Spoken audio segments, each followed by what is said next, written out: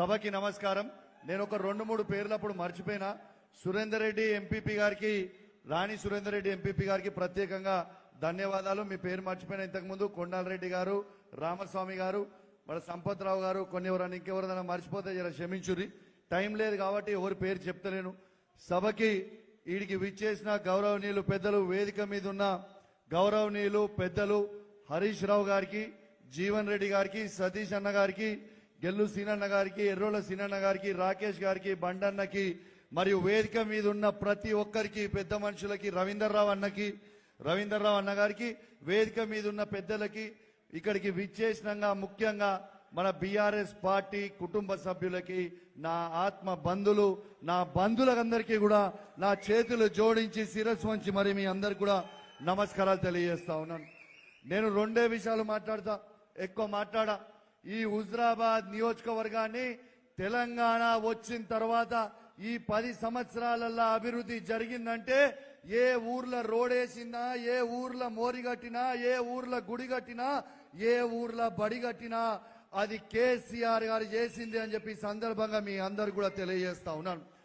ప్రత్యేకంగా by elections లో కేసీఆర్ గారి నాయకత్వంలో ఆనాడు హరీష్ రావు గారు ఇక్కడ ఇన్ఛార్జ్ గా ఉండి ఎక్కడెక్కడైతే పనులు కాలేదో ఇవాళ మనం నడిచే ప్రతి రోడ్డు కేసీఆర్ గారి నాయకత్వంలో ఆనాడు హరీష్ రావు గారు వేయించింది అని చెప్పి సందర్భంగా తెలియజేస్తా ఉన్నాను. ఊర్లల్లా గుళ్ళు కట్టించింది ఆనాడు కేసీఆర్ గారి నాయకత్వంలో హరీష్ రావు గారే అని చెప్పక తప్పదని చెప్పి సందర్భంగా మీ అందరు కూడా తెలియజేస్తా ఉన్నాను. ఇలా ఈ ప్రభుత్వం వచ్చిన తర్వాత 2.5 సంవత్సరాలు అయితా ఉంది. ఎక్కడ కూడా 2 రూపాయలు ఇవ్వలే.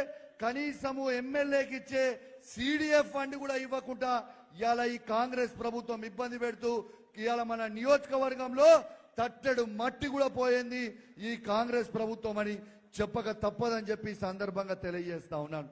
హరీష్ అన్న, నేను ఒకటి రిక్వెస్ట్ చేస్తున్నా. హరీష్ అన్న, మిమ్మల్ని దయచేసి మా హుజరాబాద్ నియోజకవర్గ పక్షాన మిమ్మల్ని రిక్వెస్ట్ చేస్తా ఉన్నా. హరీష్ అన్న, ఆనాడు ఎన్నికలలో నేను కేసీఆర్ గారి నాయకత్వంలో, మీ నాయకత్వంలో ఇక్కడ ప్రజలు కార్యకర్తలు కష్టపడి నాకు ఓటేసినప్పుడు నేను 1000 కోట్ల రూపాయలు తీసుకొస్తా అని చెప్పినా, కానీ దురదృష్టవశాత్తు మన గవర్నమెంట్ పోయింది. రేపు మళ్ళా అధికారంకి వచ్చిన తర్వాత 1000 కాదు 1001 తెస్తా, ఇది గ్యారెంటీగా చెప్తా ఉన్నాను. దీనికి హరీష్ అన్న సహకారంతో ఖచ్చితంగా తీసుకొచ్చే బాధ్యత నాది అని చెప్తా ఉన్నాను. ఎట్టు పరిస్థితిలో మాట ఇచ్చింది, మాట తప్పేది లేదు. రెండోది, అసలు పంట కొనుగోలు. కనీసము మనం పంట పండించింది, మనం మొన్న వడ్లు పండించిన 80% మనం సీడు పెడతాం. 80% సీడు వాళ్ళు తీసుకుపోయిన తర్వాత ఆ 20% కొనడానికి 7 చెర్ల నీళ్లు తాగిచ్చిండు ఈ రేవంత్ రెడ్డి కాంగ్రెస్ ప్రభుత్వం. ఇలా అదే విధంగా మనము మక్కలు మీరు పండించి జమ్మికుంట మార్కెట్ కి తీసుకపోతే ఆ మార్కెట్ లో ఆనాడు నేను, నాతో పాటు పింగిల్ రమేష్ అన్న, రాజేశ్వరరావు అన్న, దిలీప్ అన్న, వేదికన్న వాళ్ళందరూ కూడా ఆడికి పోతే గాని వాడి ఆ రోజు కదలలేదు. పోరాటం చేస్తేనే మాత్రం ఆ రోజు కొన్నారు. ఆ రోజు పోయి జబర్దస్తి ఓపెనింగ్ చేసింది కూడా మీ అందరు కూడా గుర్తు చేస్తా ఉన్నాను. ఇంకోటి కూడా ఆలోచన చేయాలి. ఇలా యూరియా బస్తాలు నా హుజరాబాద్ నియోజకవర్గానికి ఇవ్వకపోవడం అనేది చాలా చాలా బాధాకరం. మూడో విషయం అన్నా, ఇలా కేసీఆర్ గారు దళిత బంధు అనే పథకం పైలట్ ప్రాజెక్ట్ గా తీసుకొని హుజరాబాద్ లో సాచురేషన్ మోడ్కి ఇస్తే 5000 మందికి 2వ విడత దళిత బంధు ఇవ్వకపోవడం అనేది చాలా చాలా బాధాకరం. అనేక సార్లు అసెంబ్లీలు అడిగినా ఇస్తామని చెప్తున్నారు, కానీ దున్నపోతు మీద నీళ్లు పోసినట్టుంటా ఉన్నారు. బిడ్డ, హెచ్చరిస్తా ఉన్నాను, మీకు కర్రగాసి వాత పెట్టే రోజు దగ్గర ఉంది ప్రతి దళితుడు అని చెప్పి ఈ సందర్భంగా రేవంత్ రెడ్డి గారిని హెచ్చరిస్తా ఉన్నాను. పదే సారి 2023లో వీణవంక మండలంలో ఉన్న కలువల చెరువు, ఆ చెరువుని ఆ రోజు వర్షంతో కొట్టుకపోతే కేసీఆర్ గారిని అడగంగానే ఆ రోజు డిపిఆర్ 70 కోట్ల రూపాయలతో డిపిఆర్ ఇస్తే ఇలా దురదృష్టవశాత్తు మన గవర్నమెంట్ పోయింది. కానీ ఈ ప్రభుత్వాన్ని మొదటి అసెంబ్లీ సెషన్ నుంచి ఏలటి వారికి కలువల్ల ప్రాజెక్ట్ కట్టండి, మా వీణవంక మండలం, జమ్మికుంట మండలం రైతులకి లాభం అవుతుంది అని చెప్తా ఉంటే ఇప్పటిదాకా కట్టకపోవడం అనేది చాలా చాలా బాధాకరం. హరీష్ అన్న నాడు కమలాపూర్ పట్టణంలో 1,75,00,000 రూపాయలతోని అద్భుతమైన బస్ స్టాండ్ కట్టిస్తే ఇంకొక 1 కోటి రూపాయలు పెడితే అయిపోతుంది అనేక సార్లు అసెంబ్లీలో అడిగితే ఇప్పటిదాకా కూడా ఇవ్వకపోవడం చాలా చాలా బాధాకరం. ఇంకోటి కూడా చెప్తున్నా, మన కార్యకర్తలకు చెప్తున్నా, మీకు మాట ఇస్తున్నా. ఆనాడు కూడా మీకు మాట ఇచ్చిన, మైకు పట్టుకొని మీ ఎన్నికలలో ఖచ్చితంగా మీకు అండగా ఉంటా అని మాట ఇచ్చిన. ఇలా 107 గ్రామ పంచాయతీలో సర్పంచ్ చేసినప్పుడు ప్రతి కార్యకర్తకి నేను అండగా నిలుస్తున్నది కూడా మీ అందరు కూడా గుర్తు చేస్తా ఉన్నాను. మొన్న మున్సిపల్ ఎన్నికలలో కూడా ఇలా జమ్మికుంట, హుజరాబాద్ లో ప్రతి కార్యకర్తకి అండగా నిలుస్తుంది. మీ అందరికీ కూడా గుర్తు చేస్తా ఉన్నాను. ఇలా బిడ్డ ఇంకో ముఖ్యమైన విషయము ఇలా అంటా ఉన్నారు. ఇలా కాంగ్రెస్ వాళ్ళు ఏమనుకుంటారు, డంపింగ్ యార్డ్ విషయం మేము లేపినాము, టెంట్ లేపినాం, ఇక డంపింగ్ యార్డ్ సంగతి మర్చిపోయారు అందరూ అని అనుకుంటారు. అరే బిడ్డ, ఎవ్వరు మర్చిపోలే. మీరు డంపింగ్ యార్డ్కి ఇట్లా ఎత్తేయకపోతే మీరు రిటర్న్ ఆర్డర్ కాపీ ఇచ్చిర్రు. మళ్ళా అదే రిటర్న్ ఆర్డర్ కాపీ ఇవ్వకపోతే మాత్రం మీకు కర్ర కాల్చి వాత పెడతాం. మళ్ళా అదే హుజరాబాద్ అంబేద్కర్ చౌరస్తా దగ్గర ఖచ్చితంగా టెంట్ వేస్తామని కూడా ఈ ప్రభుత్వాన్ని హెచ్చరిస్తా ఉన్నాను. ఇలా రేవంత్ రెడ్డి గారిని నేను సూటిగా ఒక ప్రశ్న అడుగుతా ఉన్నాను.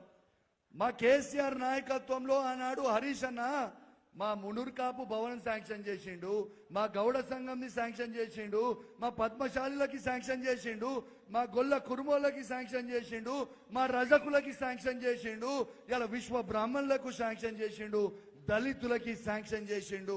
మా ఆత్మ గౌరవం పెరగాలని హుజరాబాద్ పట్టణంలో ఒక్కొక్క ఎకరం ఇచ్చి ఇలా శాంక్షన్ చేస్తే ఈ లంగలు ఇలా భవనాలని ఎందుకు క్యాన్సిల్ చేసిరో జవాబు చెప్పాలని చెప్పి నేను అడుగుతా ఉన్నాను రేవంత్ రెడ్డి గారిని. ఇలా మీరు ఎందుకు పనిచేస్తున్నారు?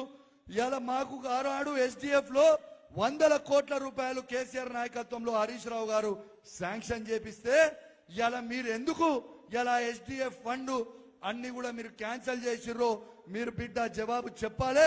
రాబోయే కాలంలో ఇంకా ఉధృతం చేస్తాం, ఎట్టు పరిస్థితిలో ఊకోం.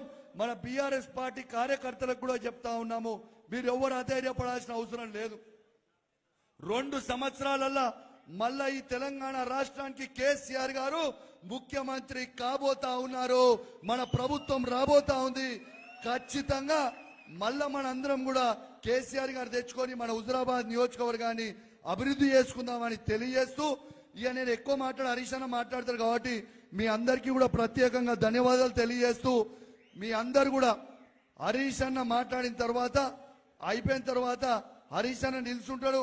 మీరు అందరూ లైన్ గా వస్తే అందరితో ఫోటో ఇస్తా అని చెప్పి హరీష్ అన్న చెప్పిండు. కాబట్టి మీ అందరూ డిసిప్లిన్ గా లైన్ గా వస్తే ప్రతి ఒక్కరికి కూడా ఫోటో ఇస్తామని చెప్పి ఈ సందర్భంగా తెలియజేస్తూ, హరీష్ అన్నతో తీసుకొచ్చాను తెలియజేస్తూ, మరియు ఇప్పుడు అందరూ హరీష్ అన్నని ఉట్టి సిద్దిపేట ముద్దు బిడ్డ అనుకుంటారు.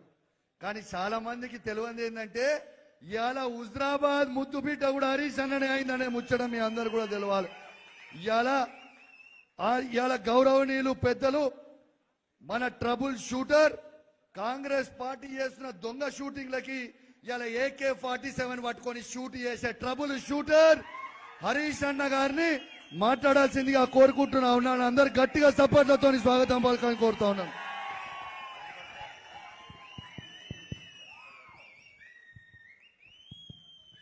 బాగున్నారు అందరూ? జై తెలంగాణ, జై తెలంగాణ. కేసీఆర్ గారి నాయకత్వం, కేసీఆర్ గారి నాయకత్వం. జోహార్ తెలంగాణ అమరవీరులకు. గౌరవనీయులు సభాధ్యక్షత వహిస్తున్న యంగ్ డైనమిక్ శాసనసభ్యులు, మీ అందరి అభిమాన నాయకుడు తమ్ముడు కౌశిక్ రెడ్డి గారికి, రాష్ట్రంలోనే సీనియర్ నాయకులు, ఉన్నతమైనటువంటి విలువలకు ఆదర్శాలకు కట్టుబడి రాజకీయాలంటే ప్రజాసేవ, రాజకీయాలంటే గ్రామాలకు, పల్లెలకు, ప్రజలకు జవాబుదారీతనంతో ఉండాలని తన జీవితమంతా కూడా ఎంతో నిజాయితీతో, నిబద్ధతతో జగిత్యాలే కాదు మొత్తం ఉత్తర తెలంగాణ, మన కరీంనగర్ జిల్లా అభివృద్ధికి ఎనలేని సేవ చేసినటువంటి మాజీ మంత్రివర్యులు, సీనియర్ నాయకులు, పెద్దలు, గౌరవనీయులు శ్రీ జీవన్ రెడ్డి గారికి, కార్యక్రమంలో పాల్గొంటున్న హుస్నాబాద్ మాజీ శాసనసభ్యులు మిత్రులు ఉడతల సతీష్ బాబు